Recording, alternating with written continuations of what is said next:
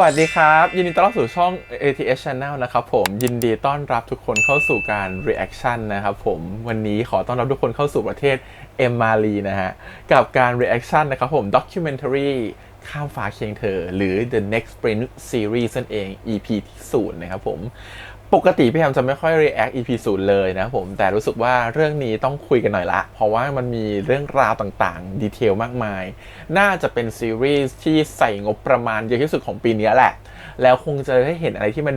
ว้าวอลังการหวือหวาเพราะฉะนั้นการที่เราจะเห็นอะไรแบบนี้มันไม่ได้ง่ายๆเพราะฉะนั้นเราคงอยากจะได้เห็นรู้ก่อนแหละว่าเบื้องหลังการทำงานเป็นอย่างไรเบื้องลึกเป็นอย่างไรนะครับผมเขาทำอะไรกันบ้างเขาต้องเตรียมตัวกันยังไงความว้าวตั้งแต่เริ่มเรื่องเนี่ยมันคืออะไรเราจะได้แบบพอไปถึงหน้างานเราจะได้รู้อ๋อนี่ไงเราดูมาแล้วมันว้าวแบบนี้นี่เองแล้ววันนี้เขาก็เปิดตัว press conference ไปแล้วนะครับคือการเปิดตัวซีรีส์อย่างเป็นทางการนะครับผมกับข้ามฟ้าเคียงเธอเปิดที่ True Icon Hall นะครับผมที่ไอคอนสยามพี่ยังไม่ได้ไปร่วมนะครับผมเพราะว่าไม่มีมันรู้เลยว่าถ้าไปเนี่ยชุดเจ้าชายหาไม่ทันแต่ที่แน่คืองานยิ่งใหญ่มากดูจากคลิปแล้วโอ้โหเปิดตัวอลังการมากนะครับผมแล้วก็นักแสดงแบบโหเต็มเวทีที่ต้องยอมรับคือการเปิดตัวของเขาว่ามันทำให้พี่แฮมเห็นหลายแง่มุมมากนะมันไม่ใช่แฮมเห็นว่าเรื่องเนี้ยมันมี potential มากพอที่จะทำเป็นแบบว่านิทรรศการได้เลยทำเป็นแบบงานอีเวนต์สำคัญได้เลยด้วยความที่สีต่างๆธงแต่ละประเทศที่ตัวเองคิดขึ้นมานะครับผมแต่ละแบบว่าแต่ละฝั่งแต่ละฝ่ายแต่ละทิศของตัวเองนะฮะรวมถึงการที่ชุดเสื้อผ้าเราว่าท้ายสุดของซีรีส์เขาสามารถทำนิทรรศการได้เขาสามารถทำงานแฟนมิทติ้งที่มันเป็นเจาะเกี่ยวกับซีรีส์ได้เขาสามารถสร้างโลกได้เหมือนเป็นแบบโลกแบบเราเดินไปในตรอกเดอะแอร์กอนเราเดินไปในโลกของ Universal ของ Harry Potter เขาสามารถทำนิทรรศการแบบนั้นได้เลยเพื่อให้คนเข้าไปดูว่าเบื้องหลังของซีรีส์เป็นยังไงบ้างอะไรเงี้ยว่าเขาชุดเป็นยังไงดีเทลมาจากไหนใครเป็นคนตัดเย็บเพลงมาทำยังไงทำสกอร์เพลงยังไงเลือกเพลงยังไงคือทำเป็นแบบด็อกิเมนทารีได้หมดเลยแทบจะทำได้ทุก EP ด้วยซ้ำนี่เชียร์นะให้เขาทำด็อกิเมนทารีทุก EP เพราะมันได้ถึงเบอร์นั้นน่ะและถ้าคนแบบรู้สึกว่ามันต่อยอดได้อีกหลายๆอย่างเลยไม่ว่าจะเป็นงานอีเวนต์ต่างๆอีกเยอะแยะเลยที่เกี่ยวข้องกับซีรีส์มันขายต่อได้ทั้งเมอร์แชนไดส์นู่นนี่นั่นทำได้รู้สึกว่าตรงนี้คือสิ่งที่รู้สึกว่าจากงานเปิดตัวนี้นะเห็นศักยภาพไปถึงขั้นนั้นแล้วอะไรเงี้ยและจะไม่พูดถึงไม่ได้นั่นคือตัวของซีนนิวซึ่งเปิดตัวงานวันนี้ได้แบบอลังการมากสมเป็นองค์ท่านเจ้าชายมากๆอยากจะลงไปคารวะคือแบบเธอมันใช่มากมันดูดีมากลงมาจากบันไดเลื่อนนี่คือแบบโอ้โหเธอมันจะสง่าไปขนาดนั้นสง่าว่ะสง่าอะไรขนาดนั้นคือมันดูดีมากอะไรเงี้ยแล้วชอบความแบบแฟนๆเนาะเป็นแบบงานไฮบายอย่างเงี้ยแล้วแบบว่าต้องแบบมีเดินถวายบังคมน่ารักเลิศพูดกันมาเยอะละน้ำลายแตกฟองละเดี๋ยวเรามาดูกันดีกว่าว่าตัวที่เป็นด็อกิเมนทารีเนี่ยเขาจะเล่าเรื่องอะไรบ้างเราอยากจะรู้เรื่องชุดอยากจะรู้เรื่องโลเคชั่นเราอยากจะรู้เรื่องเพลงเราอยากจะรู้เรื่องการทำงานเบื้องหลังเปิดเนี่ยเขาความยากง่ายของเรื่องนี้มันแค่ไหนกันเขาทำอะไรกันมาบ้างอยากจะดูพวกประเด็นพวกนี้มากนะครับผมเดี๋ยวมาดูไปพร้อมๆกันแล้วเดี๋ยวค่อยมาพูดคุยกันนะผมกับด็อกิเมนทารีข้ามฟ้าเคียงเธอครับผม EP ที่0ไปเลยเทหมดหน้าตักแล้ว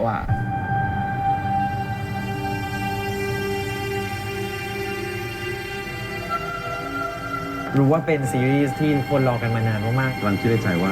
เขากล้าลงทุนขนาดนี้ได้ไงเป็นประสบการณ์แรกเลยที่รู้สึกว่าว้าวมันดีเวิร์กนี่คือที่สุดเลยงานของคนไทยที่กล้าลงทุนขนาดนี้มันประการตาตั้งแต่ผมทำมาอันนี้ใหญ่สุดตั้งแต่ทำมาเลยงบประมาณครับก็คือเกือบที่จะเป็น9 หลักจะ30 ปีแล้วไม่เคยเจออะไรที่สเกลใหญ่เท่านี้มาก่อนในวันนี้มันเกิดขึ้นจริงแล้ว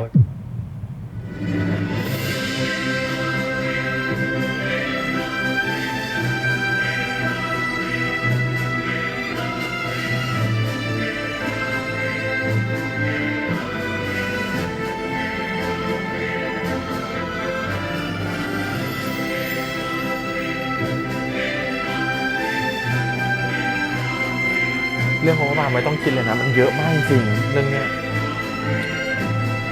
อีสเกลนึงเป็นสเกลหนังภาพยนตร์แล้ว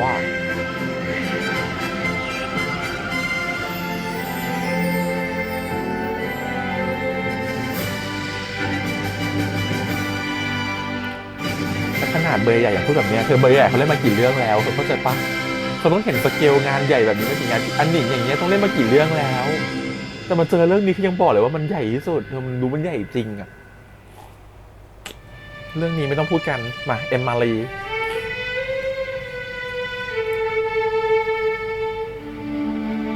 คือแบบทุกอย่างมีต้นทุนนะโลโก้ภาพประกอบทุกอย่างมีงบของมันน่ะเข้าใจปะ จริงๆแล้วพี่อ๊อฟก็มีเกริ่นมาเหมือนกัน จริงๆพี่อ๊อฟคอยก่อนที่จะมีโปรเจกต์เรื่องนี้ถามซีนูนิวเลยว่าถ้าอยากเล่นซีรีส์เรื่องต่อไปอยากเล่นแนวไหน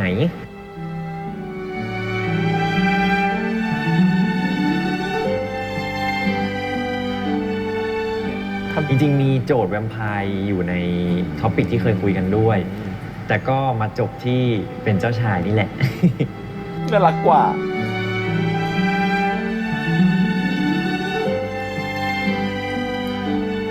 จริงๆ เรื่องนี้เกิดจากผมบอกพี่เอาว่าอยากเล่นเป็นองครักษ์ครับผมแล้วก็เราเคยดูเรื่องหนึ่งชอบมากแบบว่าเป็นองครักษ์ที่ดูแลแบบเจ้าชายอะไรเงี้ยแล้วก็มีการห้ามหันระหว่างแต่ละตระกูลกันเนี่ยครับผม ซีรีส์เรื่องนี้ครับก็จริงๆก็เริ่มต้นมาจากซีนูนิวครับที่ผมต้องการที่จะสร้างซีรีส์ให้น้องนะครับ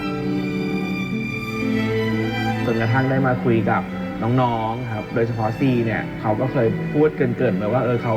อยากเล่นเป็นองครักษ์เราก็เลยแบบมีไอเดียผุดขึ้นมาว่ามันก็เป็นอะไรที่น่าสนใจรู้สึกว่าถ้าเป็นนูนิวเนี่ยเป็นเจ้าชายแล้วก็มีพี่ซีที่เป็นองครักษ์ในการปกป้องอะไรอย่างเงี้ยครับผมคงจะน่ารักดีแล้วก็จริงๆเราก็คิดกันมาเยอะมากๆว่าเราจะสร้างซีรีส์อะไรที่มันดูแตกต่างเพราะจริงๆซีนูนิวค่อนข้างจะมีงานเยอะมากๆเลยครับต่อให้เขาจะ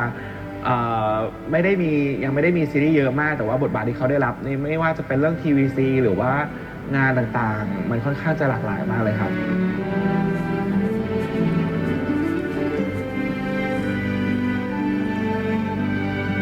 ซึ่งเราก็เป็นประเทศเอมารีครับเป็นเมืองสมมุติแล้วก็จะมีเรื่องของชนชั้นนะครับในการที่สื่อสารซึ่งกันและกันอะไรแบบนี้ครับผม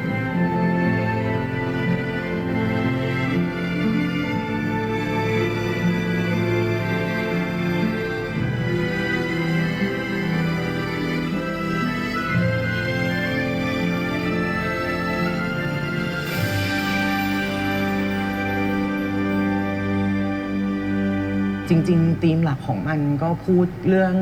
การทำตามหน้าที่ทำตามจารีตประเพณีที่ถูกสั่งสอนมาเนาะ vs การที่เราเลือกทางเดินชีวิตด้วยตัวของเราเองโดยที่ไม่ทำให้ใครเดือดร้อนเราก็อยากจะทำให้มันเชื่อมโยงกับประเด็นสังคมในตอนนี้อยู่อันเนี้ย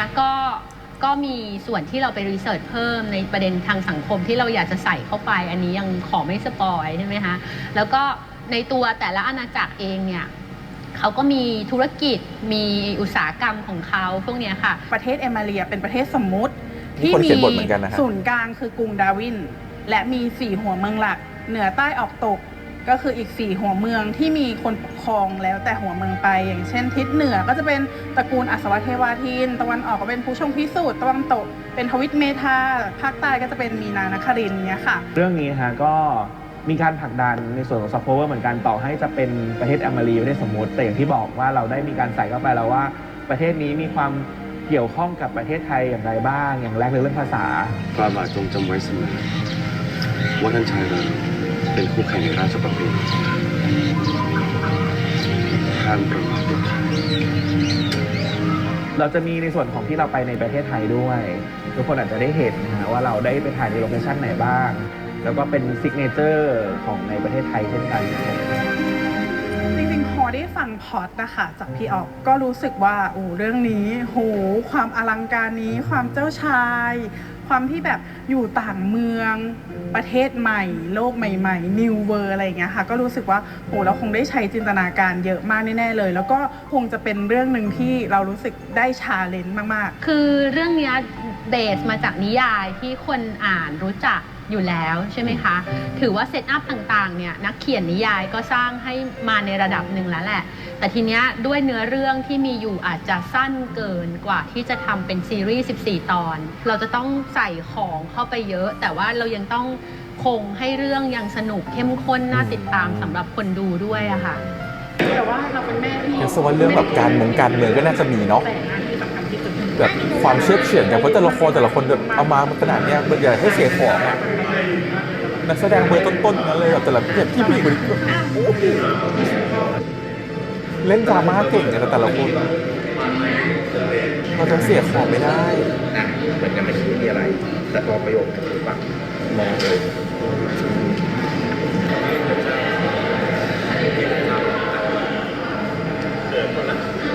ในแง่คาแรคเตอร์ใช่ตัวพี่วิดาก็จะ nice แบบน่ารักอบอุ่นเวลาเจอน้องที่เป็นหลานของเรามันจะน่ารักมากเอ็นดูใช่เราทำพร้อมกันจะแปลกมันควรจะเป็นไม่คณิงก่อนก็คือไม่ผมว่าเขา เสียงมันจะเบาๆนะเพราะไม่ใช่เสียงในซีรีส์สมมติเสียงพูดคุยกันมันจะมีเสียงอื้ออึง ต้องเคารพด้วยมารยาท เราโฟกัสที่สิ่งที่เขาสัมภาษณ์ดีกว่าจากฝันสู่เอมิลี เขาบอกว่าสัตว์เด็กเอฟเฟกต์สลิงเราอย่าไปยุ่งกับมันเนาะข้ามฟ้าคือมีครบเลยทุกอย่าง หมา ไอตัวเรียกได้เลยสบาย เด็ก สลิง แล้ววันนั้นก็ คือฝนตก ก็น้องมาก็ดื้อมาก คือตอนซ้อมแบบน่ารักเชื่อฟังแต่ว่าพอถ่ายจริงๆคือดื้อมากๆจนเราแบบ เราแทบจะไม่มีเวลาเหลือแล้ว ตอนนั้นพระอาทิตย์อยู่ในตำแหน่งที่ถ้าไม่ถ่ายเดี๋ยวนั้นอ่ะมันจะไม่ได้แล้วอะ สวยมาก อยากดูฉากนี้ ความมหัศจรรย์ก็คือทีมงานวิ่งกันแบบเหมือนอเวนเจอร์ค่ะ Infinity War เนาะทุกคนนึกภาพแบบวิ่งกันมาเป็นกองทัพอะนั่นแหละ ทีมอาร์ตก็วิ่งมาเป็นกองทัพทีมไฟทีมกล้องทุกคนวิ่งนิวกับซีรีบขึ้นมานี่วิ่งมาจากหน้ามอแล้วก็มีเวลาได้บีบประมาณแบบ5 ประโยคอะแล้วก็ปล่อยเขาเล่น แล้วก็ได้ภาพที่สวยมากๆมาซึ่งส่วนตัวรู้สึกซีนอื่นๆมันคอนโทรลได้แล้วมันเป็นไปตามที่เราต้องการหรืออาจจะเกินกว่าที่เราต้องการแต่ซีนเนี้ยมัน out of control แล้วมันเกือบจะเป็นไปไม่ได้แล้วแต่มันเป็นไปได้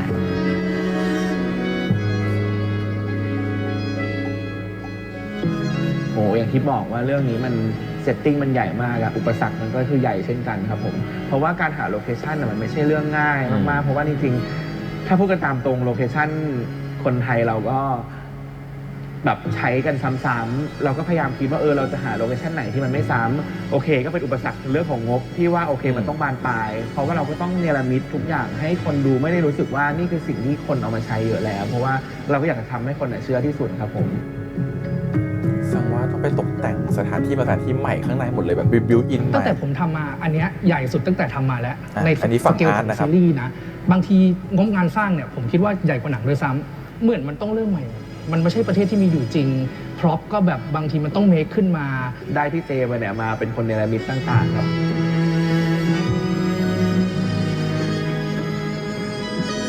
คือดีเทลแต่ละเมืองอะครับมันจะไม่เหมือนกันเลยสักเมือง5 เมือง 4 เมืองในเมืองใหญ่5 เมืองนี้เนาะมันจะมีความแบบอย่างเช่นมีไข่มุกใช่ไหมมีทองค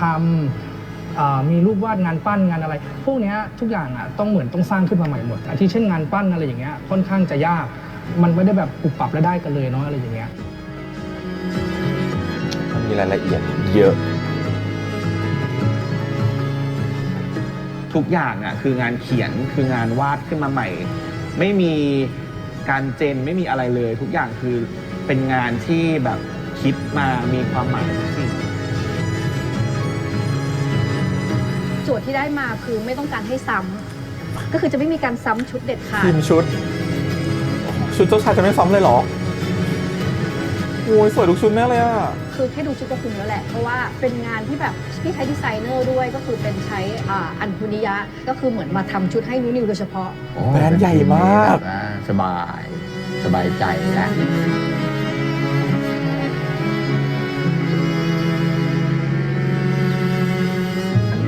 เราก็ได้มีการปรึกษาทีมงานที่ประเทศอังกฤษโดยตรงเลยครับเพื่อที่จะให้เขาถ่ายฟุตที่สำคัญมา ซึ่งเราก็จะไม่ได้มีการซื้อสต็อกอะไรขึ้นมาเลย คือเราให้ทีมงานใช้กล้องเดียวกันใช้เลนส์เดียวกันในการที่ไปถ่ายทำที่ประเทศนั้นครับเพื่อให้ได้ภาพที่ถูกต้องที่สุดนะครับผม คือไปเอาฟุตที่เป็นแบบว่าภาพโลเคชั่นมันกว้างมันสูงอะไรอย่างเงี้ยมา แต่ข้างในก็ตกแต่งกันเองใหม่ ซีรีส์เรื่องนี้นะฮะเราก็ได้ร่วมงานกับแบบว่าคนที่มีความสามารถเยอะมากๆหลากหลายตำแหน่งเลยฮะแล้วก็เป็นการร่วมงานแบบรวมทีมกันครั้งแรกๆเลยฮะ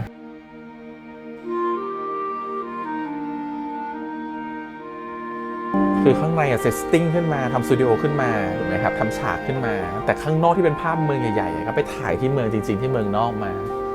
เอาฟุตจริงๆมาเอาภาพมุมนั้นจริงๆมาอะไรอย่างเงี้ย ว่าเรายกระดับโปรดักชันยังไงบ้างในเรื่องของกล้องมาก่อนเลยละกันคือเราใช้กล้องระดับแบบถ้าเกิดแบบพูดแบบบ้านๆคือแบบว่าฮอลลีวูดก็ใช้กล้องตัวนี้เลนส์ตัวนี้นะครับผม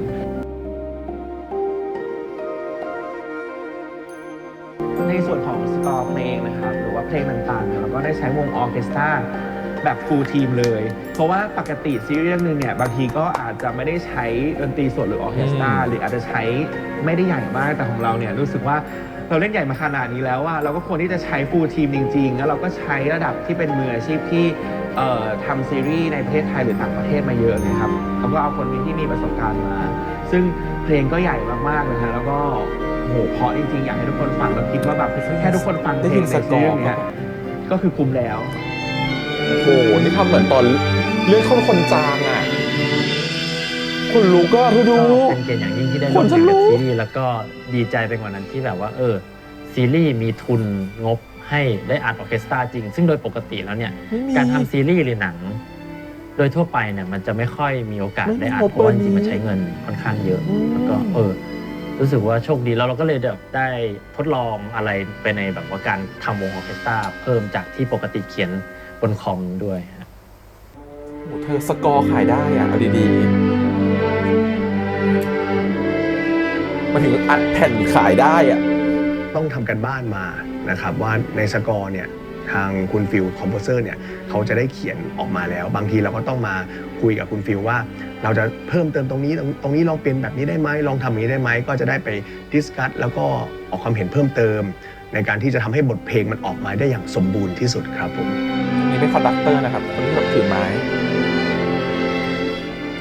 ก็ยากตรงที่ว่าเราต้องเวลาโดยปกติเวลาเราเขียนเพลงในคอมเนี่ยเราอาจจะไม่ได้คิดเยอะเหมือนตอนเขียนดนตรีจริงฉะนั้นเวลาเขียนดนตรีจริงเนี่ยมันจะต้องแบบว่าใช้ความรู้เยอะขึ้น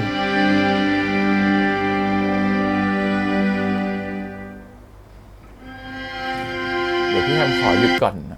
ดูอย่างนี้รู้สึกว่าให้ยาวไปเดี๋ยวพูดไม่ครบขอหยุดก่อนแล้วกันนะครับคือด้วยความเป็นสกอร์เพลงก่อนแล้วกันต้องบอกว่าเรื่องนี้มันยิ่งใหญ่มากตั้งแต่พี่แฮมได้ยินตอนเทรลเลอร์มามันมีหลายสกอร์มากและคิดว่าเพลงประกอบก็คงอลังการไม่แพ้กันอย่างวันนี้เขาเปิดตัวเพลงเหนือฟ้าไปแล้วเนาะเพราะมากนะฮะนูนิวร้องพี่แอมแต่งแน่นอนรับประกัน100%ทีนี้ความเป็นสกอร์เพลงเนี่ยเดี๋ยวนี้สมัยเนี่ยเขาจะใช้เทคนิคโดยการที่เขาใช้ AI เข้ามาช่วยนะครับผมก็คือเอา AI เนี่ยเล่นเป็นเสียงดนตรีกี่เครื่องก็ว่าไปอ่ะเสียงลายนี้เป็นเชลโลเสียงลายนี้เป็นไวโอลินเสียงลายนี้เป็นเปียโนแล้วเขาก็ซ้อนเสียงกันในคอมตัดต่อเสร็จออกมาเลยได้เพลง1เพลงนะครับอันนั้นก็รูปแบบหนึ่งนะครับผมซึ่งคนเขียนเพลงก็คือคงจะทำแบบเป็นดราฟขึ้นมาจากสิ่งอะไรแบบนั้นแต่ทีนี้พอเขาจะเขียนเพลงให้นักดนตรีที่มาเล่นกันจริงๆอ่ะมันก็ต้องเขียนให้มันดีเทลมากขึ้นเพราะมันจะมีแบบตัวโน้ตอะไรเข้ามาเกี่ยวข้องเนาะพอเขาต้องอ่านตัวโน้ตเขาไม่ได้อ่านสกอร์เพลงแบบนั้นมันก็ต้องเพิ่มวิชวลของการที่เห็นภาพกระดาษโน้ตขึ้นไปอีกนะครับอันนั้นก็เป็นความยากขึ้นมาอีกระดับนึงแต่ทีนี้เนี่ยความเป็นเสียงทำไมเขาถึงไม่เลือกใช้เสียงอิเล็กทรอนิกส์แต่กลับมาใช้เสียงจริง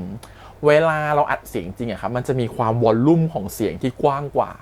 อันนี้พี่แฮมไม่ได้เก่งเรื่องเสียงนะแต่พี่แฮมรู้สึกว่าเคยดูสารคดีพวกนี้อยู่แล้วคือว่ามันจะมีวอลลุ่มเสียงที่กว้างกว่าแล้วมันสดกว่าแล้วมันเพราะกว่ามันจะมีความนัวกว่าซึ่งคนเลือกที่จะไม่ใช้ทั้งเนี่ยเท่าไหร่เพราะว่ามันใช้เงินเยอะการที่คุณเอาแบรนด์ออร์เคสตราทั้งแบรนด์มาจ้างคอนดักเตอร์มาคนเขียนเพลงมา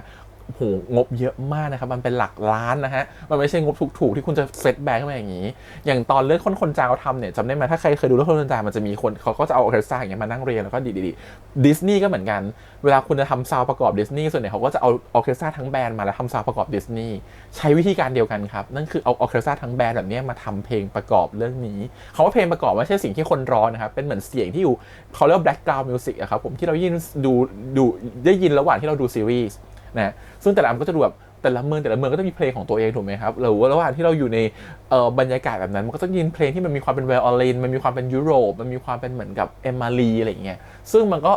สร้างจินตนาการให้คนดูด้วยมันทำให้คนดูแบบรู้สึกว่าดูแล้วมันคล้อยไปกับเรื่องด้วยครับสกอร์เพลงเนี่ยเขาเรียกว่าสกอร์เพลงนะสกอร์เพลงมีผลต่อความรู้สึกคนดูมากๆถ้าคุณทำไม่ดีคุณเอาอิเล็กทรอนิกส์มาใช้คุณไปเอาซาวด์ฟรีหรือซาวด์ที่คุณซื้อมาใช้อ่ะมันจะไม่ตรงกับอารมณ์ของมูดของเรื่องแล้วมันก็จะเป็นการยากที่คุณจะทำให้คนน่ะรู้สึกแบบเดียวกับตัวละครได้งั้นการคิดสกอร์ใหม่ทำสกอร์ใหม่มันคือการทำให้ตัวละครมันเข้าถึงสกอร์นั้นได้ง่ายมากขึ้นรวมถึงสกอร์ก็ส่งตัวละครด้วยเช่นกันฮะมันคือสิ่งที่ควรทำใหม่แหละจริงๆทุกซีรีส์ควรทำใหม่แต่มันก็แล้วแต่บัดเจ็ตหรืองบของแต่ละซีรีส์ว่าเขาทำได้แค่ไหนแต่เนี้ยคือแบบจัดเต็มจริงๆโอ้มันอลังการนะครับผมถ้าเรานึกถึงสกอร์เพลงเพราะๆเนี่ยเรานึกถึงความงานละเอียดอย่างเช่น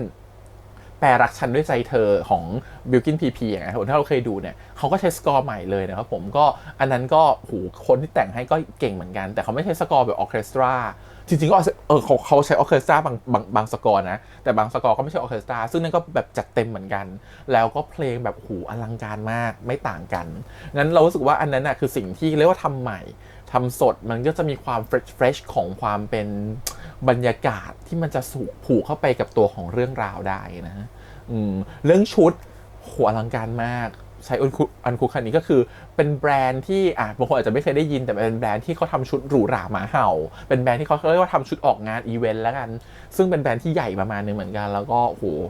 ชุดต้องเนียบแน่นอนรับประกันความเนียบของแบรนด์นี้เลยนะครับผมรอติดตามไปเลยแบบแพงทุกชุดคือไม่รู้เลยต้นทุนเนี่ยเอาไว้ว่าชุดไม่ซ้ำเนี่ยน้องน่าจะใส่เป็น100 ชุดคิดไปง่ายแค่ค่าชุดก็เท่าไหร่แล้วอาจจะได้ราคาเหมา5-6 ล้านถึง10 ล้านมีฉันว่าแค่ค่าชุดก็เป็นหลัก10 ล้านแล้วชุดทั้งเรื่องนะฉันว่ามี10 ล้านแค่คอสตูมรวมถึงการทำสถานที่โลเคชั่นเมื่อกี้ได้เห็นแล้วมันคือว่าเขาใช้วิธีการถ่ายโลเคชั่นจากเมืองนอกเป็นเหมือนภาพกว้างหรือภาพใหญ่เช่นบรรยากาศเมืองนี้ของเมืองมีนานครินทร์เมืองของอัศวะเทวาทินอะไรแบบเนี้ยก็ใช้บรรยากาศของเมืองนอกที่ไปถ่ายฟุตไกลๆมาแล้วพอเขาตัดเข้าไปข้างในสถานที่เนี่ยเขาก็ใช้การบิวหรือเซตติ้งสตูดิโอขึ้นมาแทนนะครับผมซึ่งบรรยากาศแต่ละเมืองก็จะแตกต่างกันเข้าใจว่าแบบมีนาครินทร์มีมุกเยอะอัศวะเทวาทินมีทองเยอะอะไรอย่างงี้ก็ว่าไปก็จะแบบแต่ละคนก็อาจจะใช้เทคนิคที่ตกแต่งสถานที่แตกต่างกันแต่อย่าลืมว่าของข้างในมันมีพร็อพมันต้องส่งถึงความร่ำรวยของความเป็นวังนะฮะมันทุกอย่างมันต้องสร้างใหม่ไงดอกไม้ก็ต้องทำใหม่รูปปั้นก็ต้องทำใหม่งานศิลปะก็ต้องวาดขึ้นมาใหม่ไม่รู้หาซื้อที่ไหนถูกไหมฮะเพราะมันต้องทำให้เห็นถึงทุกภาคมันต้องสื่อถึงความเป็นเมืองนั้นเขาคิดถึงขั้นนั้นน่ะสมมติพี่แฮมแบบเป็นมีนานครินทร์อยู่ทางทะเลถูกปะพี่แฮมจะเอาภาพป่ามาวางที่ห้องพี่แฮมก็ไม่ใช่ถูกปะก็ต้องหาภาพทะเลสวยๆมาแต่ทะเลแบบไหนล่ะทะเลแบบมีปลาฉลามดีไหมหรือทะเลแบบที่มันเหมือนกับว่ามีอารมณ์หม่นหมองดีไหมหรือทะเลสดใสดีไหมการไปหางานชิ้นหนึ่งที่มันดูแพงในท้องตลาดมันไม่ได้หาได้ง่ายแล้วมันจะเป็นปริ้นงานออกมามันก็ทำได้นะแต่ปริ้นงานบางทีมันดูไกลๆมันดูออกนะว่าไม่ใช่งานวาดใหม่เขาก็ต้องไปสั่งวาดใหม่ใช้เงินอีกคือใช้เงินทุกจุดเลยคือบางอย่างมันดูจะเซฟงบได้นะแต่การที่เซฟงบมันดูทำให้ตัวซีรีส์มันมีความไม่สมจริงขึ้นมาเขาก็เริ่มที่จะไม่ใช้เขาเอาความจริงดีกว่าเราไม่ได้เห็นการคิดแบบนี้มาตั้งแต่ถ้าพี่แฮมดูนะในความเป็นซีรีส์แล้วกันนะไม่เอาหนังนะเราไม่เห็นความคิดที่แบบละเอียดแบบเบอร์นี้ที่แบบทุกจุดขนาดเนี้ยนึกถึงเรื่องอีกเรื่องนึงคือนึกถึงคินพอร์ตคืออันนั้นก็เหมือนกันคือถ้าเราไม่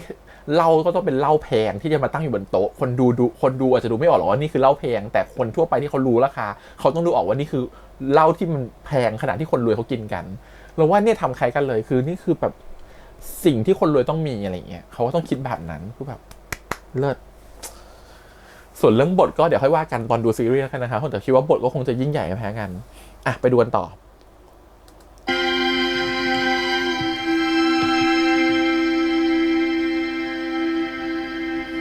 จริงๆจะบอกว่าซีนที่ยากที่สุดของเรื่องนี้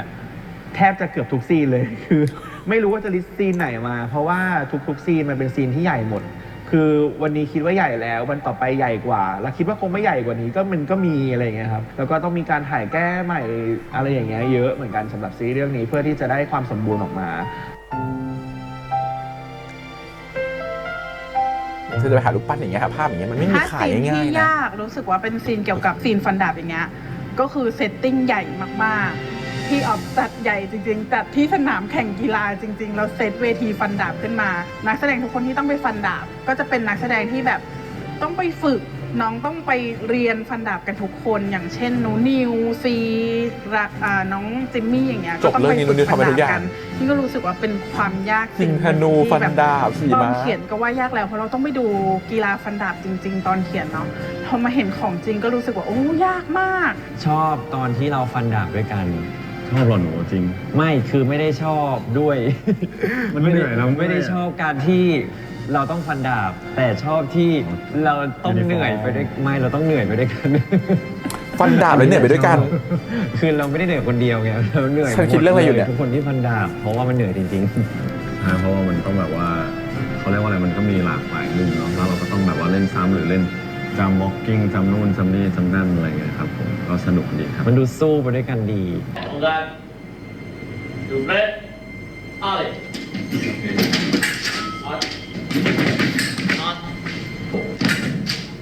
มันมีหลาย ๆ อย่างที่เราไม่ได้มีความรู้โดยตรงแล้วเรารู้ตัวว่าเราต้องหาความรู้เพิ่มเติม หรือหาผู้เชี่ยวชาญเข้ามาช่วยเราเพิ่มเติม เช่น กีฬาฟันดาบเนาะ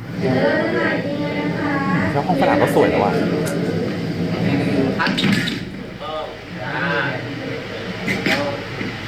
ต่อไป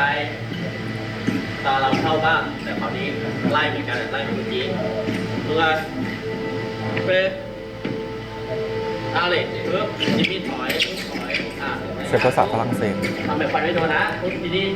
ดึงแล้วต่อนะเอาละ กีฬาฝั่งยุโรป ตีนายเอาตาเฟรช อันเกรด ไปถึงเขานองมาที่นายเราละเฟรช เกรด ไปเร็วอะไร อะไร เก็บแขนซ้ายหน่อยจิมมี่ เก่งเนาะน้องๆก็แบบหาเวลาที่ฝึกกันเนาะ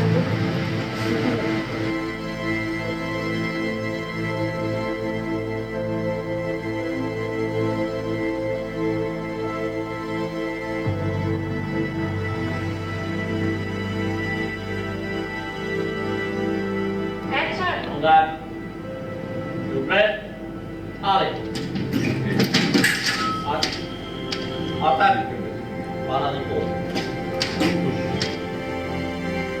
ใช้ภาษาฝรั่งเศสหมดเลยอ่ะ 3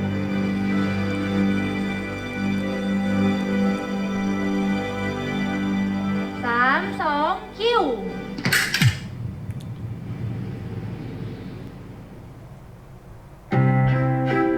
เอมมารีพีเพิลส์ผู้คนในเอมมารี อ่านบทครั้งแรก ชอบมากเพราะรู้สึกแบบ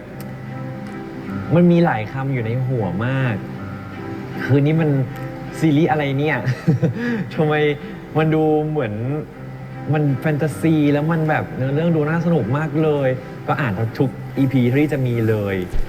จนมันขาดตอนถึงช่วง EP หลังๆ แล้วแบบต้องไปขอพี่ออฟพี่เด่นเพิ่มว่ามีต่อไหมอยากอ่านต่อผมมันยังมาไม่ครบหรอเพราะว่าติดจริงชอบจริง สนุกนะ enjoy มาก แล้วก็รู้สึกว่า เอ๊ะ เราต้องเล่นยังไงวะ หัวมันก็จะรันไปว่า เอ้ย มันต้องไปเป็นแบบไหนว่าภาพมันแบบ มันกระจายมากครับ เพราะมันฟุ้งมาก เพราะมันเป็นประเทศแบบสมมุติ แล้วตอนนั้นเราแบบต้องเล่นยังไง เมืองจะเป็นยังไง ภาพมันจะเป็นยังไงอะไรอย่างเงี้ย แล้วเราจะปูได้ไหมบูจะเป็นยังไง แต่ขี่ม้าชอบแน่ๆอะไรอย่างเงี้ยครับผมก็รู้สึกว่าเรื่องนี้ต้องสนุกแน่นอน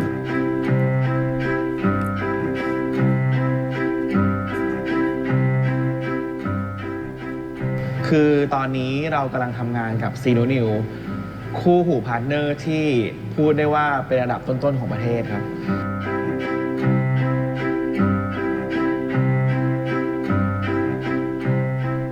มาเรื่องนี้ก็ใหญ่โตมโหฬารเลย ซึ่งดีใจที่ได้มาเล่นคู่กันอีกครั้งหนึ่งครับ และเรื่องนี้ก็ท้าทายความสามารถหลาย ๆ อย่างของเราสองคนมาก เรื่องนี้เราก็รู้สึกว่าเขาเรียกว่าอะไรอ่ะ เราสบายใจแล้วก็รู้สึกว่าไว้ใจความสามารถหนู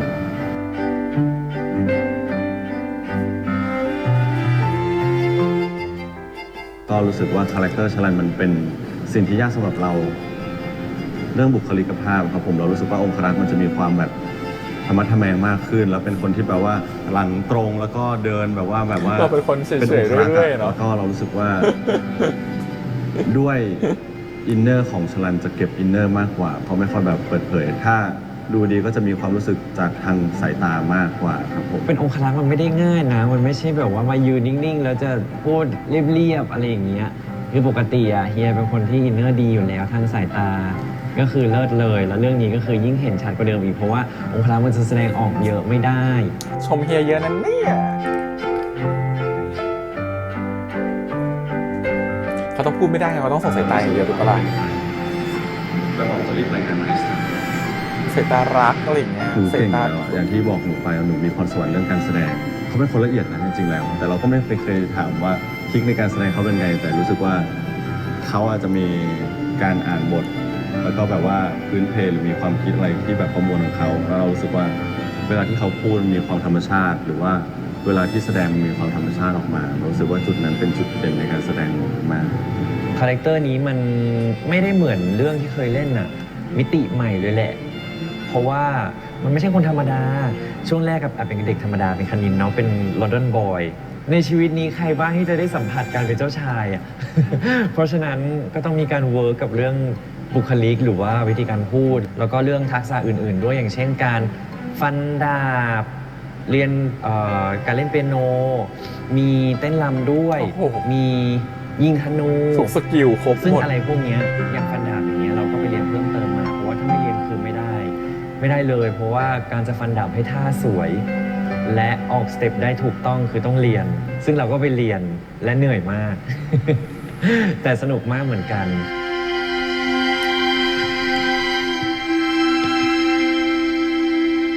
แล้วก็เรื่องนี้ทำให้นุ้นนิวต้องย้อมผมเป็นสีนี้ ซึ่งเรียกว่าสีอะไรก็ไม่รู้ หนูว่าโตแล้วก็ดูสวยขึ้นอะไรเงี้ยด้วยชุดด้วยองค์ประกอบด้วยมั้งชุดนะ คนก็สวยขึ้นอยู่แหละ คนก็ต้องสวยขึ้นอยู่แล้วปะแง่ ตอนอ่านบทเรื่องนี้จริง ๆ แล้ว หย่อนมากแล้ว ก่อน ไม่ ว่าย อมพูดเต็มปาก เรื่องนี้จิมมี่เป็นตัวร้ายนะ ร้ายเต็มเลยผมว่าร้ายเต็มพิกัด อย่างจิมมี่ค่อนข้างที่จะเหมาะกับบทนี้มากๆเลยครับเพราะว่าเป็นบทที่แบบโหเป็นคนที่ต้องเล่นถึงจริงๆกับความรู้สึกในตัวละครของรามิน ฐานะนักแสดงคนหนึ่งขอพูดได้เต็มปากว่าผมมั่นใจกับการแสดงในเรื่องนี้ และรู้สึกว่าตัวเองพัฒนาขึ้นในทุกๆด้าน คิดว่าคนดูนี่ต้องรู้สึกหมั่นไส้ตัวละครตัวนี้แน่นอนแล้วจิมมี่คือเล่นถึงมากๆครับ ซ้อมเยอะๆนะน้องชายพูดสิ เกลียดไหมเนี่ยเล่นถึงจะเล่นฉันเกลียดเขาไหมเนี่ย ซ้อมเยอะๆนะน้องชายรู้ละรู้สึกไงมันน่าเหมือนใต้จริงๆเลยซ้อมเยอะๆนะน้องชายที่นี่เราต่อยออกไม่ได้ไม่เข้าใจ แล้วก็เพทายน้องใหม่ของบ้านดูมันดีก็น้องโอมก็เล่นเป็นคนที่น่าสงสารมากๆเลยครับอยากให้ทุกคนมาดูจริงๆนะฮะ ครับผมแล้วก็สำหรับเรื่องข้ามฟ้าเคียงเธอ สงสารมากเลยเหรอ ของโอมที่ได้เล่นกับ จะเป็นแบบนี้เพทายปะเนี่ย สำหรับบทเพทายนะครับก็รู้สึกว่าเป็นตัวละครที่แรกๆเห็นเนี่ยอาจจะไม่ค่อยดูมีอะไร แต่ว่าพอเราได้อ่านบทไปแล้วเนี่ยรู้สึกแบบว้าวมากเลยรู้สึกว่าเพทายเนี่ยเป็นคนที่น่าสงสาร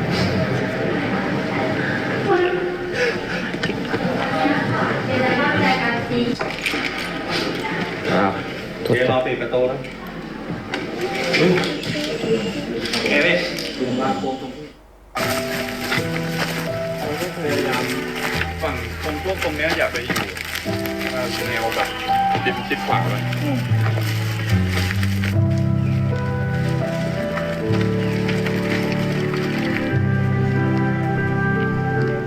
แล้วพี่จิมมี่เนี่ยผมก็ได้ยินชื่อเสียงในงานเขามากๆเลยว่าแบบการแสดงเขาแบบโอ้โหสุดยอดมาก ตอนแรกก็จะแบบอุ้ยเราจะเล่นสู้เขาได้ไหมนะอะไรเงี้ยแบบก็ประมาท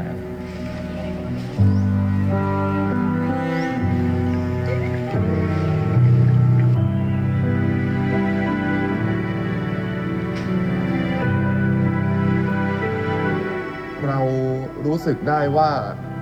การที่คนเราเป็นนักแสดง2 คนมาเจอกันแล้วต้องเป็นพาร์ทเนอร์กันที่ต้องเล่นคู่กันซีรีส์เรื่องแรกสำคัญมากนะบทซีรีส์เรื่องแรก ตลอดการเดินทางของรามินเพทายแล้วก็จิมมี่โอมที่ผ่านมาเนี่ยมันก็ สะท้อนให้เห็นอะไรหลาย ๆ อย่างนะครับผมแบบเรามีทั้งข้อที่เหมือนกัน แล้วก็มีข้อที่ไม่เหมือนกัน แล้วเราก็ได้เรียนรู้ว่าเราจะปรับจูนมันยังไงให้มันเข้ากันได้มากยิ่งขึ้น ต้อง อดูคู่นี้แหละเพราะว่าเขามีความเป็นคู่กันต่อไปในหลายๆเรื่องด้วยเนาะ ต่างแดนนะฮะก็ที่ชื่อว่าคาวิน คาวินอีกเมืองหนึ่งเนาะ ยากมากยากตรงที่ว่าคาแรคเตอร์เจ้าชายคาวินค่อนข้างจะไกลตัวกับเน็ตมากๆเพราะว่าตัวละครมีความสุขุมแล้วก็มีความไม่ได้หยุดเล่นนะครับผมด้วยความที่เราเป็นคนที่พูดเยอะแล้วก็เป็น extrovert แล้วก็เหมือนกับเป็นคนล่าเริงอย่างเงี้ยแต่ส่วนเจ้าชายจะเป็นคนนิ่งๆอาจจะเพราะว่าด้วยความที่เจ้าชายไม่ค่อยได้ออกมาสู่โลกภายนอกเท่าไหร่อย่างเงี้ยผมแต่ว่าส่วนตัวของเนทเป็นคนที่ออกข้างนอกบ่อยมากใช่ก็รู้สึกว่าค่อนข้างที่จะท้าทายกับตัวเรามากๆเหมือนกันครับผมแต่ถูกเรื่องเขาต้องเล่นนิ่งหมดเนาะเขาไม่ค่อยออกไปข้างไหน ผมว่าตัวละครเจเป็นตัวละครที่แบบมันมีมิติของมันแล้วก็ตัวละครเจนะครับก็เป็นตัวละครที่เป็นตัวแทนจากเมืองมินานครินทร์ครับผมก็จะเป็นสามัญชนแทบจะเพียงหนึ่งเดียวเลยใช่ตัวละครเจก็จะเป็นคนที่ไม่ชอบราชวงศ์ครับผมเพราะว่าเขาจะมีแบล็กกราวด์บางอย่างที่แบบว่าทำให้เขาเกลียดหรือว่าไม่ชอบราชวงศ์ไปเลยถ้าเกิดว่าตัวละครเจมันไปโผล่ที่ไหนมันเหมือนจะต้องมีเหตุการณ์สำคัญหลังจากนั้นอะไรประมาณนั้นครับใช่การทำงานกับน้องเจเจครับผมก็เจเจเป็นคนที่พูดเยอะอยู่แล้วครับผมแล้วก็คาแรคเตอร์ก็เป็นคนที่พูดเยอะอยู่ด้วยก็รู้สึกว่าต้องฝากน้องเจเจนั่นแหละครับผมบอกว่าโอ้แต่ละซีนเพราะเวลาที่ซีนที่ตัวเจ้าชายคาวินกับเจอย่างเงี้ยตัวเจก็จะพูดเยอะเหมือนแบบสลึมสลือสลดสลือคือเมื่อกี้เน็ตเป็นแบบจำเข้าไปอย่างมีออบเจกตีฟอย่างคือยังเดาบทสองคนนี้ไม่ออกว่าจะเกี่ยวข้องอะไรกับเรื่องหลักซึ่งก็ต้องทำกันบ้านเยอะเหมือนกันครับก็จะมีการเวิร์กช็อปพี่เด่นจะเป็นคนคุมเลยในตอนแรกแล้วก็เป็นคนเล่าให้ฟังทุกอย่างซึ่งโอ้โหเก็ตเร็วมากเลยครับนักแสดงบ้านดูมันดิทุกคนรู้ว่าเราทำงานยังไงเราไม่ปล่อยให้ใครเดินเข้าห้องเวิร์กช็อปมาโดยที่แบงค์และไม่รู้อะไรเลยเหมือนผมได้เข้ามาเรียนอยู่ในระบบการศึกษาอีกรอบหนึ่งเลยอะทุกคนต้องสตัดดี้งานของตัวเองมาแล้วเราเข้ามาคราฟสิ่งที่เขาสตัดดี้ให้มันเป็นรูปเป็นร่างแล้วก็ถูกต้องนะโชคดีมากอีกแล้วที่เป็นซีนูนิวเป็นจิมมี่โอมการทำงานที่ได้โปรคือทำงานแบบซึ่งเป็นคนที่ทำกันบ้านหนักทุกคนถ้าแต่ละอย่างที่เขาไปทำมันได้ปริญญาได้ตอนนี้เขาน่าจะได้แบบใบปริญญาสัก10 ใบอัดกรอบอยู่ที่บ้านอะไรอย่างเงี้ยอยากรู้น้องคนนี้เหมือนกันคนนี้พอเข้าใจได้นะบทจะเป็นยังไงแต่ยังไม่เข้าใจบทของฝั่งเน็ตเจเจอันนี้ก็เป็นซีรีส์ครั้งแรกของคริสด้วยถือว่ายากมากเพราะว่าด้วยราชาศัพท์และความที่คริสพูดภาษาไทยไม่ค่อยชัดก็เลยทำให้แบบหลายๆอย่างมันเหมือนอะไรเป็นอะไรใหม่ๆมากแต่คริสชอบ challenge ที่ได้มาจากซีรีส์นี้มากเลยค่ะเพราะว่าไม่เคยพูดราชาศัพท์เลยแหละอันนี้ก็เป็นครั้งแรกก็เลยทำให้เราแบบเราต้องสู้ไปกว่านี้แล้วก็ฝึกเอ็นดูเนาะค่ะเพราะว่าก็เป็นซีรีส์ที่ใหญ่มากของดูมันนี่แล้วคริสก็อยากทำให้ดีที่สุดค่ะได้น้องคริสวงอาร่ามาเล่นก็เป็นน้องใหม่แกะกล่องเลยครับผมก็เป็นการท้าทายของทีมงานทุกคนและตัวน้องเองด้วยครับแต่ว่าน้องก็เป็นคนที่สู้มากแล้วก็น่ารักอ่ะเหมือนเจ้าหญิงดิสนีย์เลยครับผมก็เลยรู้สึกว่าเหมาะกับบทนี้ที่สุดเลยฮะหลานจะลงแข่งในราชประเพณีในกฎไม่ได้ระบุแล้วก็น้องใบฟ้านะครับผมที่เขาเรียกว่าเป็นพาร์ทเนอร์กับน้อง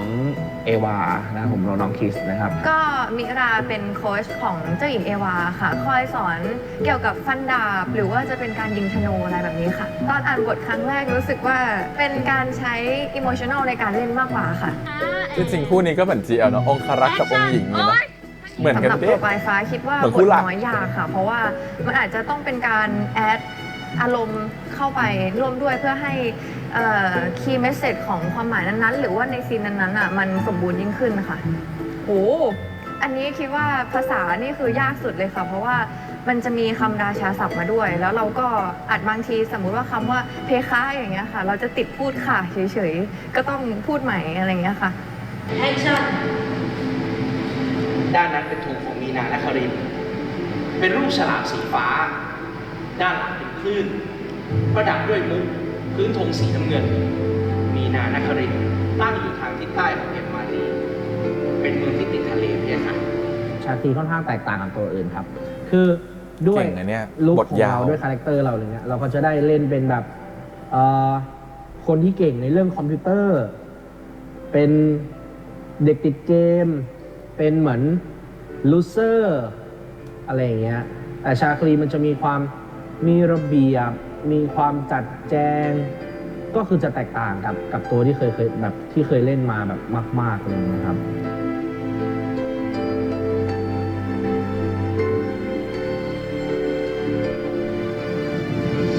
ความยากจริงของมันคือในเรื่องของแมนเนอร์เนาะ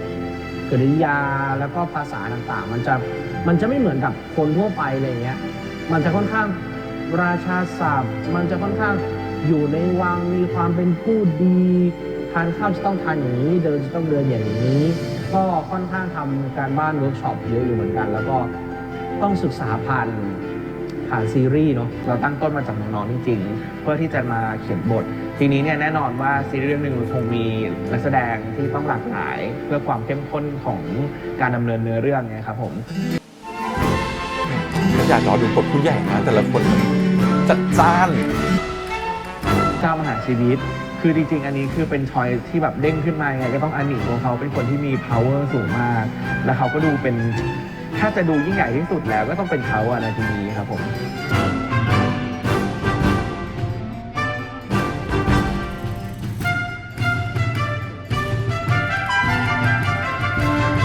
ผมนิรุต สิริจัญญาครับรับบทเป็นเจ้ามหาชีวิตครับ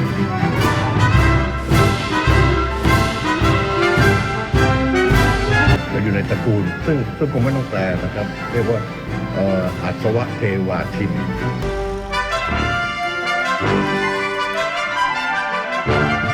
แล้วในเรื่องก็ดูแลเจ้าชายต่างๆหรือกษัตริย์ต่างๆในแต่ละเมืองจริงๆเราก็ดูจากคาแรคเตอร์เป็นหลักครับผมแล้วก็ดูจากสิ่งที่ต้องสัมพันธ์กันด้วยเช่นสมมติว่าเขาเป็นพ่อแม่ใครเขามี DNA บางอย่างที่คล้ายกันไหมอะไรแบบนี้ครับเราก็พยายามที่จะดูให้มันครบที่สุดครับผมที่เล่นเรื่องนี้เพราะว่าเคยเป็นพิธีกรรายการขึ้นไปประกาศรางวัลได้เจอซีกับนุนิวก็แบบน่ารักชอบแล้วก็รู้สึกว่าพอติดต่อมาซีนุนิวเล่นดีๆอยากมาร่วมงานด้วยเคยบอกเหมือนกันว่าวันหนึ่งเราจะได้ทำงานด้วยกันนะมีซีรีส์เรื่องนี้ติดต่อมาก็อยากมาร่วมงานด้วยคือในยุคสมัยที่มันเปลี่ยนไปในแง่ของวงการละครนะครับละครวายเนี่ยแล้วแรกผมก็เฉยๆหลังๆ ไม่ยอมบอกว่าสองคนนี้เป็นอะไรเนาะ การขึ้นในเรื่องของโปรดักชันและเรื่องราว ตั้งแต่เล่นละครมาเล่นซีรีส์มาเนี่ยจะ30 ปีแล้วสเกลของซีรีส์เรื่องนี้เนี่ยมันยิ่งใหญ่มากๆที่เรา imagine ว่ามันจะต้องเป็นแบบ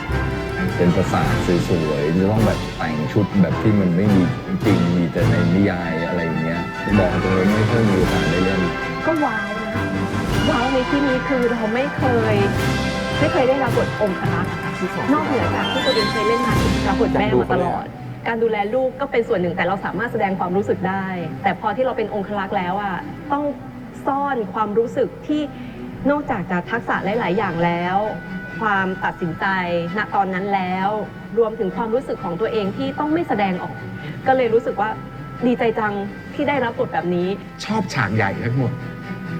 นะครับชอบโลเคชั่นทั้งหมดเพราะว่าน้อยมากที่เราจะได้เห็นนะครับงานของคนไทยที่กล้าลงทุนขนาดนี้ลงทุนเยอะจริงๆแล้วก็มันตระการตาพอเห็นแล้วชื่นใจแทนตื่นเต้นที่จะได้ดูเพราะว่าเหมือนกับว่าเป็นบทที่ไม่เคยรับคาแรคเตอร์นี้ด้วยแล้วก็เหมือนกับว่าในบทก็ไม่เคยรับบทประมาณนี้แบบเป็นครั้งแรก ต้องติดตามค่ะว่าจะเกิดอะไรขึ้นครั้งแรกในการรับบทนี้โอ้ยตัวพอผู้ใหญ่แต่ละคนน่าดูหมดคือผมเองก็ทำงานกับซีนิวมาตั้งแต่แบบแรกๆเลยตั้งแต่นิ่งเฮียอะไรอย่างเงี้ยครับผมก็ค่อนข้างที่จะแบบรู้แหละว่าข้อดีของน้องคืออะไรเราก็พยายามที่จะหยิบตรงนั้นมาได้เห็นพัฒนาการของน้องมาโดยตลอดตั้งแต่เดย์วันตั้งแต่วันแรกเลยครับแล้วก็พอถึงตอนนี้เราก็เห็นว่าอะไรที่เราจะเอามาเขาเรียกว่าไงนะเอามาปรุงให้ทุกคนได้แบบว่าสัมผัสในมุมมองใหม่ๆของน้องบอกกับพี่อ๊อฟไปเลยว่าน้องนุนิวอ่ะเก่งมากคือเด็กคนนี้เก่งจริงๆแล้วก็มีความตั้งใจมากๆอะไรเงี้ยพอได้มาเจอตัวจริงพอได้มาเล่นจริงๆอ่ะรู้สึกได้เลยว่าเด็กคนนี้ทำงานหนักมาก บางคิวนู่นนี่เหมือนทำงานมาติดกันหลายๆวันอะไรเงี้ยแล้วก็ต้องมากองถ่ายแล้วบทก็เยอะมากบางซีนก็ต้องดราม่าร้องไห้อะไรเงี้ยเราก็จะรู้เลยว่าโอเคน้องเหนื่อยมากๆแต่สิ่งที่แบบไม่เคยได้ยินจากปากน้องเลยคือไม่เอาแล้วอะไรเงี้ยน้องบอกโอเคไปต่อครับอีกนิดนึงอะไรเงี้ยก็เลยรู้สึกว่าเด็กคนนี้เป็นเด็กที่ดีมากๆทั้งในจอแล้วก็นอกจอที่ตอบตกลงก็คือว่าเฮ้ยเราจะได้เป็นพ่อเขานะอะไรเงี้ยก็แล้วประทับใจมากครั้งแรกที่มาถึงกองถ่ายวันแรกเลยเขาก็แบบพ่ออะไรเงี้ยเขาก็เรียกเราก็โอ้น่ารักมากบริษัทนี้มันเหมือนเป็นบ้านของเขาอยู่แล้วแต่เราเหมือนแขกมาแล้วเขาต้อนรับเราก็แบบเราก็ไม่มีกำแพงอะไรเลยความรู้สึกก็คือว่าพรชอนนี่เขาเป็นครูสอนการแสดงด้วยนะเขาชมขนาดนี้คือแบบน้องเก่งจริงอัจฉริยะแบ็คเนฟิเซนพี่เขาพร้อมที่จะช่วยเราทุกเมื่อเลยครับพี่เขาใจดีมากน่ารักมากแล้วก็เวลาเข้าซีนกับพี่ผู้ใหญ่ทุกท่านเลยเหมือนเราได้ฝึกสกิลเราได้คอยสังเกตผมก็แอบสังเกตแหละว่าเวลาพี่เขาแสดงเนี้ยเขาเป็นยังไงบ้างคอยสังเกตอยู่ตลอดเลยครับซึ่งบางทีเราก็ได้อะไรจากตรงนั้นเหมือนกันเข้าซีนกับผู้ใหญ่เรารู้สึกว่ามันตื่นเต้นทุกครั้งมันยากเรารู้สึกว่ามันแบบมันเป็นฟิลที่แบบว่าเกรงช่วงแรกเกรงหลังๆมาก็ผ่อนคลายมากขึ้นผมก็สนุกมากขึ้นการทำงานกับซีก็รู้สึกดีมากเลยครับคือไม่เคยรู้จักกับซีมาก่อนก็ซีทำให้ผมรู้สึกผ่อนคลายในการทำงานมารับบทเป็นเพื่อนกันได้ไม่ยากอย่างที่คิดเลย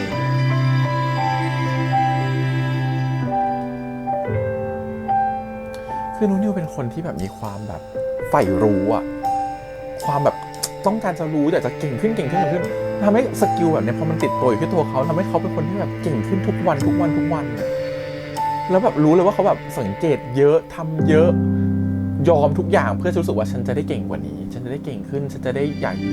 กจะเก่งกว่านี้อยากทำให้มันเต็มที่กว่านี้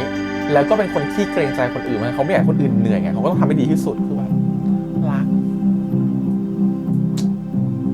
ตั้งแต่ 2022 ถึง 2025 3 ปีที่รอคอยสำหรับผมเองทำซีรีส์เรื่องนี้มาอยู่กับมันมาเป็นปีๆเนี่ยค่อนข้างที่จะเชื่อมั่นในตัวนักแสดงแล้วก็ทีมงานมากๆนะครับเราก็คิดว่าทุกคนคิดเหมือนกันหมดอะว่าเรากำลังพยายามทำผลงานให้เป็นที่จดจำ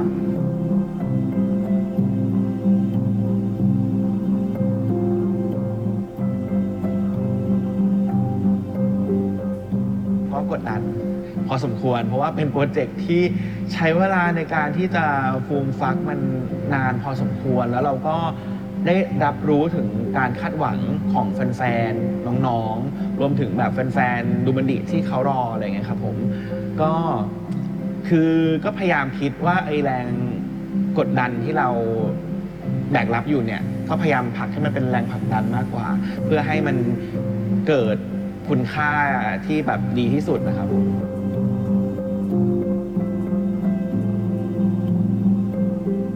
นั่งดูทุกโปรเซสมากๆตอนนี้เพราะว่าอย่างที่บอกว่ามันเหมือนเราฟูมฟักมาตั้งแต่ต้นน่ะไม่ว่าจะเป็นตัวน้องของเราเองซีนูนิวจิมมี่โอมเนเจเจหรือทุกคนที่ได้เล่นซีรีส์เรื่องนี้แล้วก็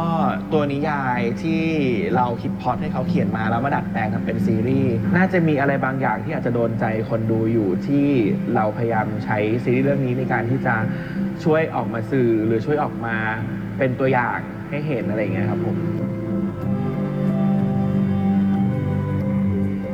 เชื่อว่าซีรีส์เรื่องนี้เป็นซีรีส์ที่ทุ่มทุนที่สุดในประวัติศาสตร์ซีรีส์ที่เคยมีมาเลยก็คาดหวังให้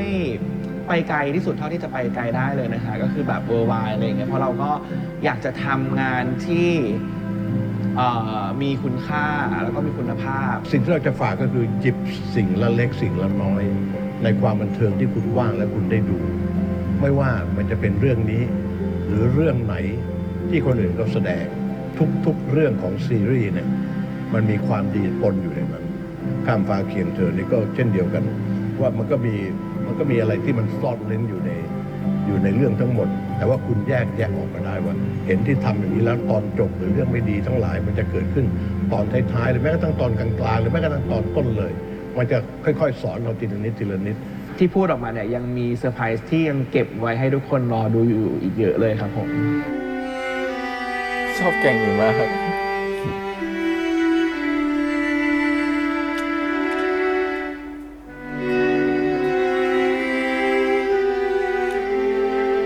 ฉันว่าทำด็อกิเมนทารีได้ทุก EP เลยนะ เอาดีๆ หรืออาจจะเป็น2-3 ตอนทีอะไรอย่างเงี้ยทำได้สัก6-7ด็อกิเมนทารีอ่ะคนมีนะ คนมี เดี๋ยวต้องพิมพ์ไปหาพี่ออฟชั่นทำด็อกิเมนทารีเธอ อยากดูหลายๆตอนเลยอ่ะ อยากรีแอคทุกตอนด้วย ครับผมก็ฝากซีรีส์ข้ามฟ้าเคียงเธอด้วยนะครับผม The Next Sprint นะฮะทางช่องวัน31แล้วก็ทาง iQIYI นะครับซึ่งเรื่องนี้เป็นโปรเจกต์ความดังทางค่ายด้วยแล้วก็เป็นโปรเจกต์ใหญ่ของเฮียกับหนูด้วยนะครับก็อยากให้ทุกคนแบบว่า enjoy กับการดูมากๆเพราะว่าเรื่องนี้แบบสนุกห้ามหันมันแน่นอน ก็ทำมาเพื่อเขาจริงๆครับ เรียกว่าทุกภาคส่วนเนี่ยตั้งใจทำกันมากๆเลยนะครับผมแล้วก็ทุกคนเนี่ยแบบเทหัวใจไปกับข้ามฟ้ามากๆเลยแล้วก็อยากให้ทุกคนเนี่ยได้แบบ appreciate แล้วก็อย่าลืมกล่าวชื่นชมของบุคคลเหล่านั้นกันด้วยนะครับไม่ว่าจะเป็นแบบผู้กำกับทีมงานนักแสดงโลเคชั่นคอสตูมสวัสดิ์อะไรทุกคนตั้งใจกันมากๆเลยครับผมอย่าลืม appreciate กันพวกเขากันเยอะนะครับ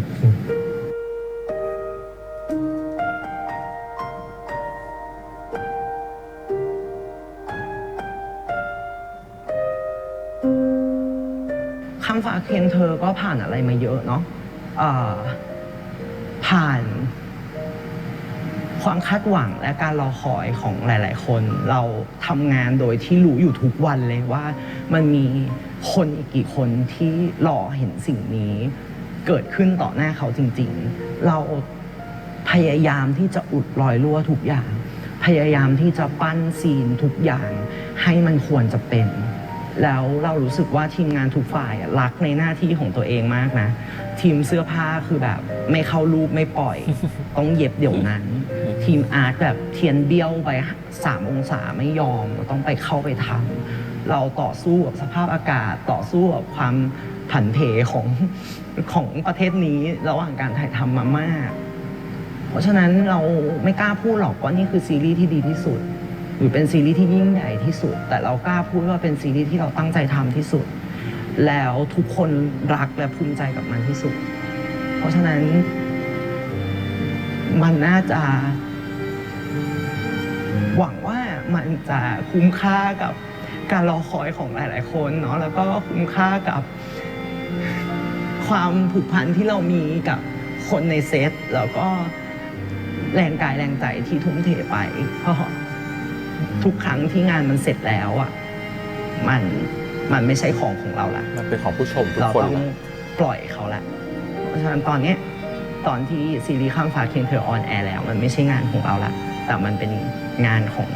ทุกคนละมันเป็นสิทธิ์ของคนดูละที่จะเสพมันที่จะอิ่มไปกับมันที่จะภูมิใจไปด้วยกันว่าเรากำลังทำสิ่งที่จะสมการรอคอยของทุกคน ผมเทหมดหน้าตักแล้วอ่ะมันทุ่มสุดตัวแล้วครับมันมากกว่านี้ไม่ได้แล้วครับก็หวังว่าสิ่งที่ผมตั้งใจทีมงานตั้งใจน้องๆตั้งใจอ่ะมันจะส่งไปถึงคนดูและทุกๆคนที่กำลังรอคอยอยู่หรือคนที่อาจจะยังไม่เคยรู้จักเราก็หวังว่า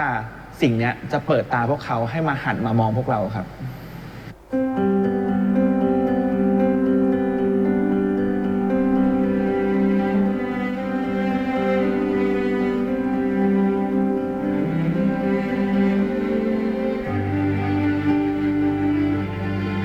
ก็หวังว่าซีรีส์เรื่องนี้นะฮะจะสร้างความแปลกใหม่แล้วก็ยกระดับวงการซีรีส์ไปหนึ่งขั้นครับผมไม่เคยเกิดขึ้นในซีรีส์ไทยเอาอย่างนี้ดีกว่ายังไงต้องดูให้ได้ แล้วมาเข้าวังเข้าประเทศเอมมารีพร้อมกันวันที่3 พฤษภาคมนี้นะครับกับซีรีส์เรื่องข้ามฟ้าเคียงเธอ The Next Sprint นะครับตอนแรกนะครับผมฝากด้วยครับ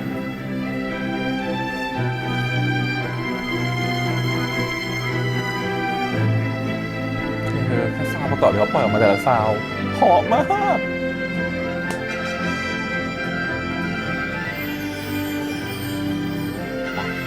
อาทิตย์หน้าเราจะไปประเทศเอมมารีกันนะครับทุกคนโอเคพี่แฮมขอเสริมนิดนึงแล้วกันนะครับพี่แฮมบอกไม่ได้หรอกว่าซีรีส์เรื่องนี้มันจะดังแค่ไหนนะด้วยความที่ว่าเหมือนกับที่พี่ผู้กำกับบอกเลยว่าเมื่อออกไปจากมือพวกเราแล้วมันก็จะเป็นของทุกๆคนเป็นคนบอกว่าซีรีส์เรื่องนี้จะเป็นยังไงต่อไปนะถามว่าเป็นซีรีส์ที่ลงทุนเยอะที่สุดไหมถ้าเป็นตลาดซีรีส์ BL พี่แฮมว่าก็น่าจะใช่แล้วนะแต่ถ้าเป็นซีรีส์แบบตลาดซีรีส์ไทยถ้านับรวมละครด้วยก็อาจจะยังไม่ใช่ละครมันมีลงทุนมากกว่านี้อีกหลายๆเรื่องที่เป็นโปรเจกต์ใหญ่ๆในอดีตนะฮะแต่ถ้าเอายุคสมัยเนี่ยที่ทุกคนพยายามจะลีนบัดเจ็ตพยายามจะลดต้นทุนการผลิตลงพยายามจะทำซีรีส์ให้น้อยลงพี่แฮมมองว่าในช่วงสมัยเนี้ยนี่คือซีรีส์ที่น่าจะใส่เต็มมากที่สุดเรื่องหนึ่งแล้วกันเราบอกไม่มีข้อมูลทางสถิติไม่กล้าพูดเต็มปากว่ามันคือที่สุดแต่คือบอกว่ามันคือเรื่องหนึ่งแล้วกันหนึ่งในท็อปของซีรีส์ในยุคนี้ที่ใส่งบเยอะที่สุดความทุ่มเทเต็มที่ที่สุดแต่ความทุ่มเทมันวัดกันไม่ได้เนาะทุกคนก็ทุ่มเทเหมือนกันแต่ความทุ่มเทของหลายๆสิ่งที่เขาต้องการรังสรรค์มันให้เกิดมาเป็นจริงๆในสายตาของคนดูนี่เขาใส่ไปเต็มที่สุดละมันเต็มกว่านี้ไม่ได้แล้วเหมือนที่ออปชั่นพูดนะฮะเพราะฉะนั้นพี่แอมว่ามันก็อยู่ที่ทุกคนตัดสินแล้วแหละแล้วเราตัดสินไปด้วยกันเนาะในสัปดาห์หน้าเดี๋ยวมาดูกัน EP 1ว่ามันเป็นยังไงอยากให้เขาทำด็อกิวเมนทารีอีกหลายๆตอนเนาะมันคงจะมีดีเทลอีกเยอะกว่านี้เลยแบบหลายๆ EP น่าจะทำได้หลายตอนน่าจะทำได้แบบพี่แอมว่าอย่างน้อย at least มีซีรีส์14 ตอนทำได้สัก 7-8 ตอนเนี่ยเราว่าทำได้นะครับเป็นแบบด็อกิวเมนทารีก็ลองเป็นแค่เสริมความเห็นนะซึ่งพี่แอมรู้สึกว่ามันมีหลายๆอย่างที่ควรจะเล่าควรจะบอกคนอื่นอย่างเงี้ยออกไปแต่ถามว่าถ้าซีรีส์เรื่องเนี้ยเราไม่รู้หรอกนะว่ามันจะไปที่สุดแค่ไหนมันจะดังแค่ไหนมันจะทำให้เขากับได้กำไรจากการทำซีรีส์หรือเปล่าพี่แฮมตอบไม่ได้แต่พี่แฮมตอบได้อย่างหนึ่งเลยคือว่าวันเนี้ยผลงานชิ้นเนี้ยจะเป็นมาสเตอร์พีซชิ้นหนึ่งของดูมันดิและก็จะเป็นมาสเตอร์พีซชิ้นหนึ่งที่อาจจะประดับวงการบันเทิงไทยว่าในวงการบันเทิงไทยเราเคยทำซีรีส์วายที่ยิ่งใหญ่ระดับนี้มาแล้วทั่วโลกต้องเห็นเราว่าเนี่ยคือซีรีส์ที่เราทำในหมวดของ BL นะแต่โคตรจะยิ่งใหญ่เลยแล้วมัน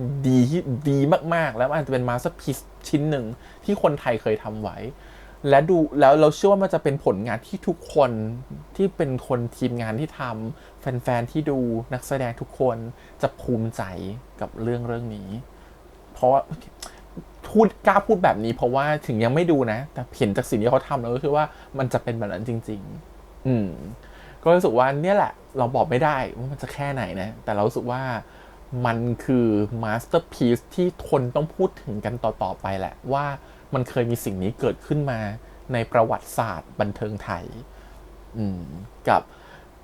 ข้ามฟ้าเคียงเธอครับก็เดี๋ยวรอไปดูกันเนาะในสัปดาห์หน้าว่าเรื่องราวจะเป็นยังไงเดี๋ยวเรามาวิเคราะห์กันกับตัวละครต่างๆกับสิ่งที่เขาค่อยๆบอกเรามาว่าเขาจะมีอีกหลายแง่มุมของเรื่องราวเรื่องนี้อีกหลายอย่างที่เขาเก็บเป็นความลับอยู่ที่เขายังไม่เปิดเผยออกมาเราเชื่อว่ามันจะมีอะไรอย่างที่ทำให้เราว้าวอีกแน่นอนนะครับผมในซีรีส์แล้วขนาดผู้หลักผู้ใหญ่ในวงการที่เล่นอยู่ในซีรีส์เรื่องนี้เขาพูดว่าอันนี้มันคือที่สุดที่เขาเคยเห็นมามันก็คงจะเป็นที่สุดแบบนั้นจริงๆแหละก็ต้องรอดูแล้วกันครับว่าจะเป็นยังไงเราเชื่อว่าทั้งโลกรอคอยเรื่องนี้อยู่นะที่เป็นแฟนๆของซีรีส์เนาะรวมถึงแฟนๆซีรีส์วายแฟนๆของซีนิวทั้งโลกกำลังรอคอยชมซีรีส์เรื่องนี้อยู่ก็หวังว่ามันจะไปต่อได้ไกลกว่านั้นไปได้ไกลกว่าเดิมอีกและอาจจะเป็นสิ่งที่พาเมืองไทยพาประเทศไทยไปสู่สายตาชาวโลกแล้วก็จะเป็นหมุดหมายใหม่ๆแล้วก็เป็นเครื่องการันตีว่านี่คือผลงานของค่ายนี้นะดูมันดิค่ายที่ทุกคนอาจจะมองว่าเป็นค่ายที่เพิ่งเติบโตมาไม่กี่ปีแต่สิ่งที่เขาทำวันนี้แหละมันโคตรจะมีคุณค่าต่อประเทศไทยมันโคตรจะมีคุณค่าต่อวงการบันเทิงไทยเชียร์นะครับผมพี่แฮมชอบอะไรแบบนี้มากแล้วก็รอดูแล้วก็รอให้กำลังใจแล้วก็รอลุ้นแล้วก็รอชมไปพร้อมๆกันนะครับผมกับซีรีส์เรื่องนี้ครับผมข้ามฟ้าเคียงเธอเจอกันสัปดาห์หน้าครับผมกับ EP ที่ 1วันนี้พี่แฮมไปก่อนนะครับขอบคุณครับบ๊ายบาย